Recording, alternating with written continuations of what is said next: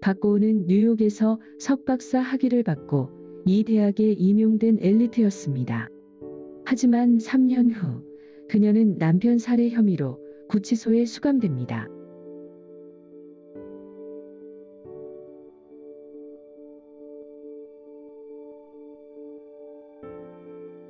박고은은 뉴욕대에서 경제학 석사 학위를 받고 뉴욕 시립대학에서 박사 학위를 취득한 엘리트였습니다.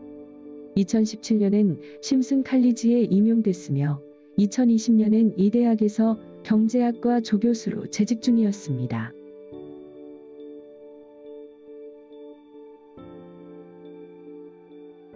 박고은은 자신의 집에서 동갑내기 남편인 남성우 씨를 의자에 앉혀놓은 채 입안에 옷가지를 가득 집어넣어 재갈을 물렸고 케이블을 묶는 집타이로 양손과 양발을 움직이지 못하도록 묶어놓았습니다.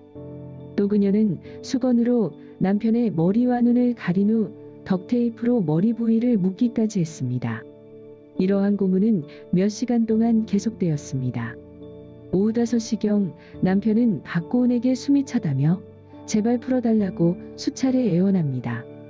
하지만 그녀는 남편의 간절한 부탁을 외면합니다. 오후 6시 45분경 결국 그녀의 남편은 의식을 했습니다.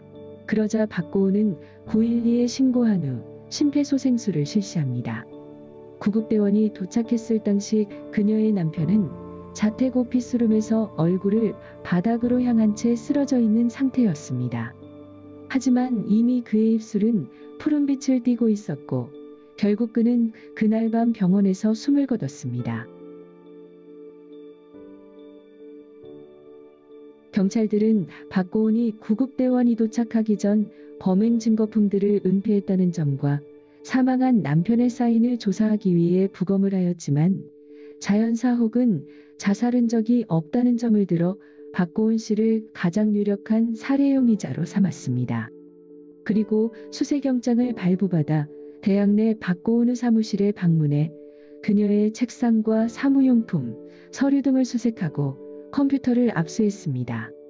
경찰들은 박고은의 구체적인 범행 동기를 밝히지 않은 상태에서 박고은을 1급 살인 및 1급 납치 혐의로 기소했습니다.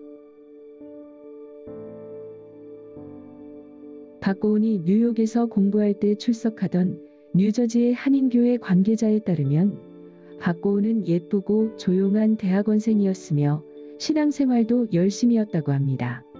박고은은 그때 당시 교회에서 만난 한 남자와 연인관계가 됐는데 이 사람은 후에 박고은과 결혼하고 살해당한 남성우 씨였습니다. 이상한 점은 이 교회 관계자는 두 사람의 결혼 사실에 대해서 모르고 있었다는 것입니다. 2017년 대학 교수가 되어 뉴욕을 떠났던 박고은이 2년 후 연락을 해온 적이 있는데 그때도 결혼 여부에 대해서 전혀 언급이 없었다고 합니다. 지역 언론이 박고은의 강의를 수강했던 학생들을 인터뷰했을 때도 학생들은 박고은은 항상 자신을 결혼하지 않은 싱글이라고 소개했다고 합니다. 경찰들은 왜 박고은이 자신을 미혼 여성이라고 말해왔는지, 왜 남편을 고문하는 방법으로 살해했는지에 대한 동기들이 아직 밝혀지지 않았다고 합니다. 2020년 3월에 열린 재판에서 그녀는 남편이 폭력적인 사람이었고 남편으로부터 정신적, 육체적 학대를 받아왔다고 말했습니다. 그리고 그가 폭력적이 될 때마다 자신을 묶어도 된다고 허락했다고 진술했습니다. 500만 불이었던 그녀의 보석금은 현재 팬데믹 영향으로 낮춰졌고 재판 또한 미뤄졌습니다. 현재 그녀는 GPS 모니터 기계를 착용하며 그녀의 자택에서 재판을 기다리고 있습니다.